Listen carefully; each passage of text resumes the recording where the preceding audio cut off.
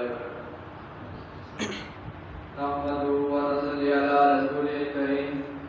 أما بعد أعوذ بالله من الشيطان الرجيم بسم الله الرحمن الرحيم اللہ تعالیٰ نے اپنی قرآن مجید کے اندر ارشاد فرمایا سورۃ الاعراف کی آیات نمبر 41 اور 42 میں یا ایھا الذین آمنوا اذکروا اللہ ذکرا کثیرا وسبحوہ بکرۃ واسیلا، اے وہ لوگوں جو ایمان لے کر آئے ہو تم اللہ کا ذکر کرو اور زیادہ سے زیادہ کرو اور صبح شام اللہ کی تسبیح بیان کرو۔ اس حوالے سے میں آپ کے سامنے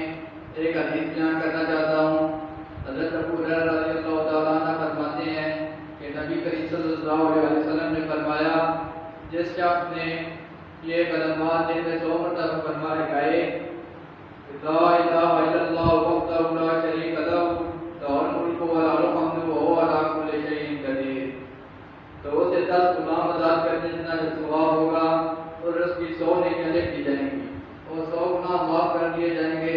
اور سب سے بڑی نیکی ہے صبح سے لے کر شام تک اس کے شیطان کے شر سے محفوظ رہے گا، صبح سے لے کر شام تک شیطان کے شر سے محفوظ رہے گا، اور قیامت والے دن اس سے افضل عمل کوئی نہیں دیکھا جائے گا۔ اللہ تعالیٰ سے دعا ہے کہ اللہ تعالیٰ ہمیں اس عمل پر اس وظیفے پر عمل کرنے کی توفیق عطا فرمائے۔